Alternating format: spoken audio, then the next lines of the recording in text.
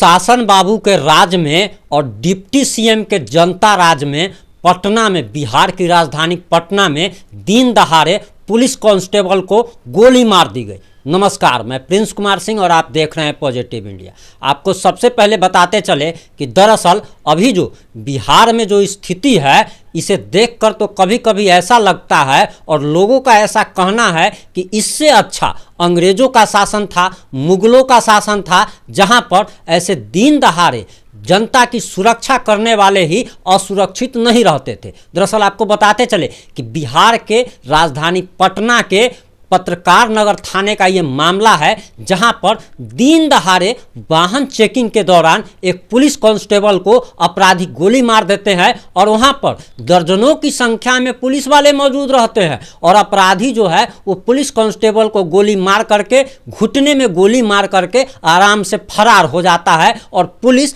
अभी 24 घंटा गुजरने के बावजूद भी उस अपराधी को पकड़ नहीं पाई है। आपको बताते चले कि दरअसल बिहार के माननीय मुख्यमंत्री, जिनको सुशासन बाबू का उन्होंने खुद को तमगा दिया है, यानी कि सेल्फ सर्टिफिकेट इसको आप कह सकते हैं कि सेल्फ सर्टिफिकेट खुद द्वारा अप्रूव्ड होता है ना, कि अप्रूवल किसी संस्थान से मिलता है, तो नीतीश बाबू ने खुद को अप्रूवल दिया है कि वो सुशासन बाबू हैं।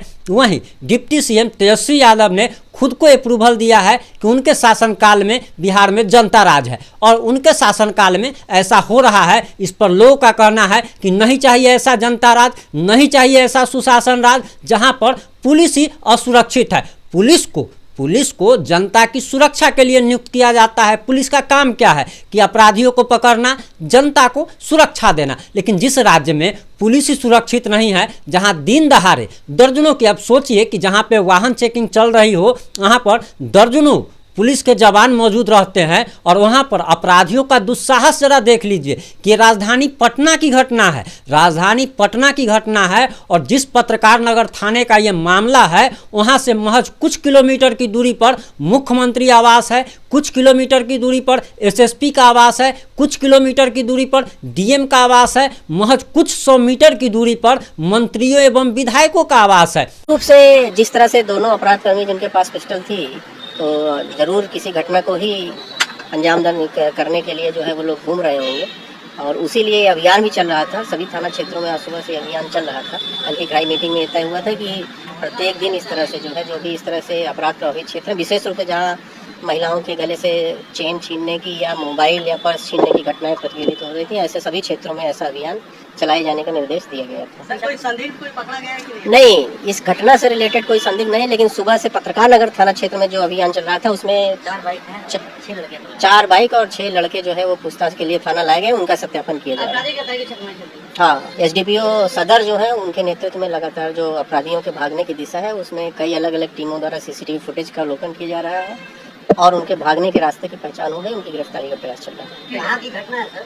ये पत्रकार नगर थाना क्षेत्र अंतर्गत काली मंदिर एक जगह है, उससे 500 मीटर आगे की बात है। ये कोई छोटी मोटी बात नहीं है और इससे पता चल रहा है कि आखिर बिहार इतना असुरक्षित क्यों है। और बिहार इतनी असुरक्षित होने की वजह से ही बिहार में जो ये बेरोजगारी दर बढ़ रही है और आज तक कोई कंपनी नहीं आना चाहती है, कोई भी उद्योगपति बिहार में अपनी फैक्ट्री नहीं लगाना चाहता है, कोई भी पूंजीपति बिहार में इन्वेस्टमेंट नहीं करना चाहता है। तो इसका सबसे बड़ा वजह यही है और जंगल राज, गुंडा राज और अपराधियों का राज है, जिसके कारण कोई भी उद्योगपति अपने आप को सुरक्षित नहीं मानता। यही जब जंगल राज पार्ट 1 चल रहा था और मुख्यमंत्री लालू प्रसाद यादव थे, उस समय बिहार के जितने भी उद्योगपति थे, जो भी अच्छे लोग थे, जो भी पूंजीपति लोग थे, वो उन्होंने बिहार छोड़ दिया। और बिहार इसीलिए छोड़ दिया क्योंकि सरकार को उनको ऐसा कहा जाता है कि रंगदारी टैक्स देना पड़ता था और इससे क्षुब्ध होकर, डर कर उन लोगों ने बिहार छोड़ दिया।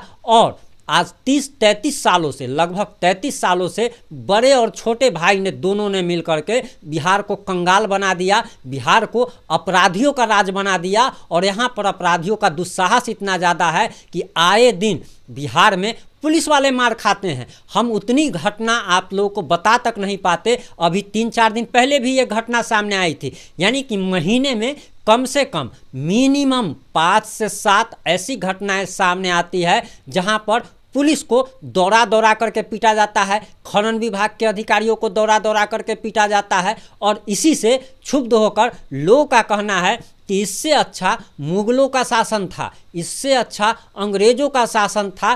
खैर, लोगों ने ही इन लोगों को चुनाव में जिताया है और लोगों के मतलब कह सकते हैं कि वोट का अपमान नहीं करना चाहिए। आखिर अब क्या बात है कि लोग इन लोगों को जिताते हैं, इन लोगों को समझना चाहिए। आखिर सबसे बड़ी बात तो यह है कि बिहार की बदहाली का अगर सबसे बड़ा अगर कोई जिम्मेदार है तो वो बिहार की माननीय जनता है। उसका जिम्मेदार ना नीतीश कुमार है, न लालू प्रसाद यादव है, न कोई है। क्योंकि हमको तो ऐसा लगता है कि अगर ओसामा बिन लादेन भी अगर बिहार से अगर चुनाव अगर लड़ जाए तो बहुत सारे ऐसे लोग हैं जो ओसामा बिन लादेन को भी जात के नाम पे, धर्म के नाम पर वोट दे करके जिता देते। और वही उसी के परिणाम है कि बिहार में गुंडा राज, जंगल राज स्थापित है।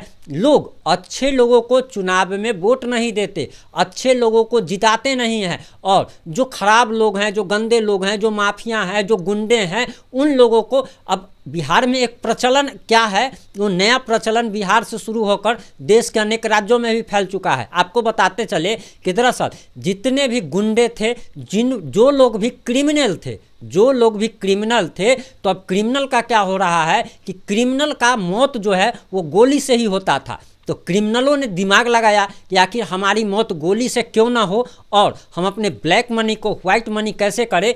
इसको लेकर लोगों ने, जो क्रिमिनल लोग थे, उन्होंने पार्टियों से बातचीत की और पार्टियों ने उन्हें टिकट दिया। वो लोग अब माननीय बन गए। यानी कि जो लोग भी अभी बिहार में ही नहीं, अनेक जगहों पर आपको ऐसे सैकड़ों विधायक और सांसद मिल जाएंगे जो कि पहले क्रिमिनल रह चुके हैं, जिनके ऊपर हत्या का केस चल रहा है, जिनके ऊपर बलात्कार का केस चल रहा है, जिनके ऊपर बैंक डकैती का केस चल रहा है। बहुत सारे विधायक और सांसद तो ऐसे हैं जिनके ऊपर केला चोरी का भी आरोप है, साइकिल चोरी का भी आरोप है, और ये लोग अब विधायक सांसद बन चुके हैं। ऐसा पटना हाई कोर्ट ने, माननीय पटना हाई कोर्ट ने भी एक विधायक पर टिप्पणी करते हुए कहा था कि दरअसल वे जो है सो एक प्रकार का चोर था और अब जाकर के वो माननीय बन चुका है। ये माननीय पटना हाई कोर्ट के न्यायाधीश ने टिप्पणी करते हुए कहा था, और उन्होंने राजनीतिक शुचिता जो खराब जो होती जा रही है उस पर चिंता जाहिर की थी। तो आप ज़रा सोच सकते हैं कि आखिर इन लोगों को कौन जिता रहा है? जनता ही जिता रही है, और जनता ही कहती है कि हमारे यहाँ बेरोजगारी है, महंगाई बढ़ रही है। तो जैसा कर्म कीजिएगा वैसा ही ना फल मिलेगा। पेड़ बोइएगा बबूल का तो आम कहाँ से मिलेगा? जिताइएगा चोर लोगों को तो आखिर बेरोजगारी कैसे दूर होगा? शिक्षा स्वास्थ्य व्यवस्था कैसे सुधरेगा?